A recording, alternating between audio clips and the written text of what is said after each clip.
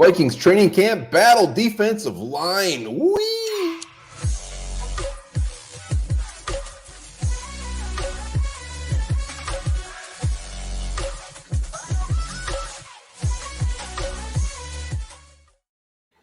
Welcome back to Onebar and Lupagus show. I'm Onebar with Lupagus, and we're still doing training camp battles around the defense side of the ball. And it's defensive line time. One of the most, I don't know, weirdest ones, I guess, or foggy ones. I don't know what. Yeah, we'll get into what it actually is in a second here. Before we do, be sure to subscribe to the channel, like and comment, and become a YouTube member. And training camp's here. It's here. We're doing the battles. We're going to finish them up this week because training camp has started. Rookies are here. Let's go. Defensive line. Last year, the Vikings kept only six. Only six. We got that three-man front. Last year, just to remind everybody, we kept Dalvin Tomlinson, Harrison Phillips, Jonathan Bullard, Ross Blacklock, James Lynch, and Esezi Atamueo. So we still have five of those guys on the roster. Yeah, we might not keep 5 with 6 this year. We might only keep 2 or 3. Oh, boy. I hope they keep more than 2 or 3. But our starters right now are the new face, Dean Lowry, Tonga, the guy that we signed mid-season, and then Harrison Phillips. But looking at the backups, Atamueo, Roy, our 5th-round pick, and Jonathan Bullard, and then we'll talk about the rest. Yeah, and before we get into this, I just think we need to look at this position in general as a whole. Like, I mean, if I was going to ask you, tell me the 3 worst Vikings who are going to make the 53-man roster. Who are they going to be? What position would they be? There's a chance a couple of those names are going to be from the D-line. I don't know. I mean, cornerback, it's fair. I'll say it's fair. And that's the problem. I mean, you got to keep 53 players, and this is not a strong position for the Vikings, but there are some things to be excited about, at least be hopeful for with this group. Yeah, and I think they're still going to keep 6 this year. I mean, with Brian Flores' defense, he's going to do a 4-3. He's going to do a 3-4. So guys like Daniil Hunter, some of our outside linebackers are going to be able to play a little bit of both. So I anticipate 6. I think the big battles are, I mean, you can chime in here, but obviously the top 3, barring something crazy, are going to make the team. I think obviously Roy is going to make the team, I think.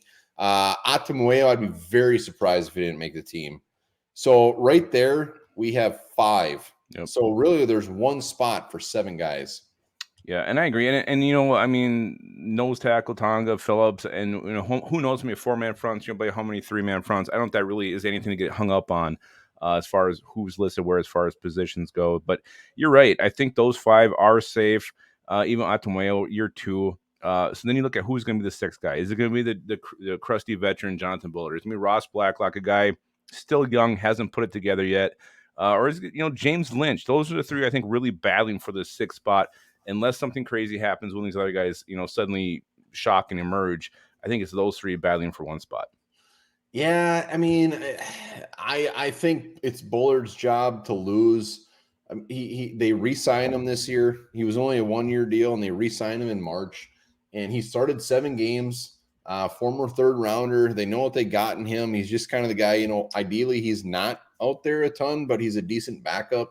So I think it's Bullard's job to lose. And like you said, Blacklock, still only 25 years old, gave some very late compensation for him last year.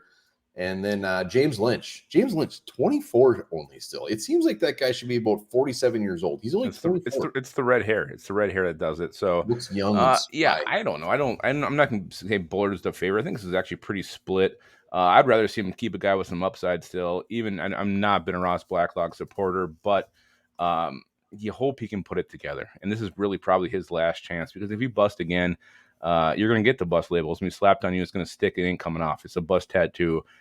He's got 1 more shot, and I think he has to start improving and impressing early in camp this year. I mean, I think the bust tattoo could probably be done. He's probably got his appointment for it. I mean, he's figuring out where he wants it. He's fighting just to make a team. He's been traded for like a 7th-round pick. So I think James Lynch, I think as much as I love him, the last couple of years, he's actually been pretty good out there. He's been playing good against the run. I think his days might be numbered. And then, I think Blacklock will even make it over James Lynch. And then the last 3, Avery, a guy that I think is be a solid practice squatter, a guy that could back up Tonga. If Tonga goes down, they could elevate Mm-hmm. Avery, TJ Smith, a guy that's been in the league for a couple years now, I think, and then Aho, maybe a practice squatter. But it's Bullard, Blacklock, or Lynch. Yeah, if we're going through this whole thing and figuring out where the battle is, that's the battle to watch. And it's actually a pretty good one. I mean, those three are fighting for a job. So it will be interesting to see the early nuggets that come out on those. Who's with who? Who's with the seconds? Who's with the twos? Very curious to see how that works. But Junior Aho too, isn't he got some weird exemption where he can actually he can be captain, doesn't even count? I don't know. But you mentioned nuggets. What do you dip your nuggets in? What's your go-to? And if you say barbecue, that's too easy. No, I go with like a ranch, but I also have some buffalo sauce there too. Nuggets in ranch? Yeah. Well, I mean, like if I do them like homemade or chicken strips or something, yeah, I do a little ranch, a little buffalo. Honey mustard. Mm, It's the only right answer. no, Honey mustard. ranch. Frank's buffalo Yeah, sauce. Frank's. Yeah, that's some good shit. It's weird though. Our bottom of our depth chart is just like this mixed bag of guys that never showed up. I mean, Blacklock, we know, was he second rounder, right? Texans He second was, rounder. yeah.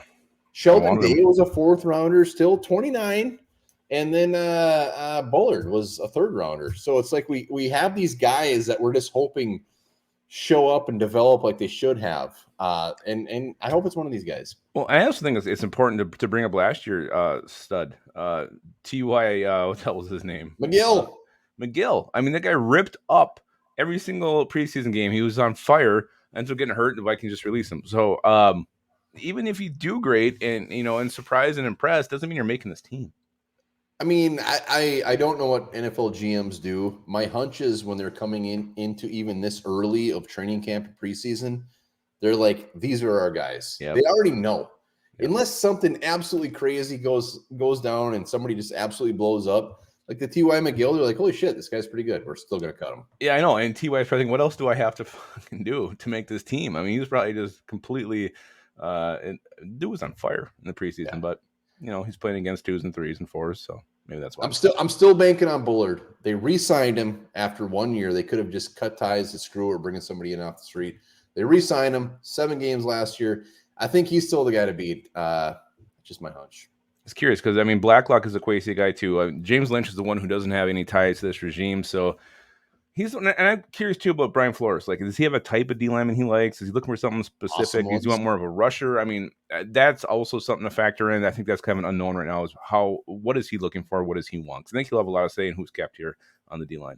Defensive line will be one of the more fun ones to watch. You know what? Hopefully someone just shines, just rip shit up. Let us know in the comments. What do you think those final 6 will be? I can't wait to see it. Yeah, and I do think it's going to be 6. I think you're right on that. 100%. 100%. Remember this, guys. The television was invented before sliced bread.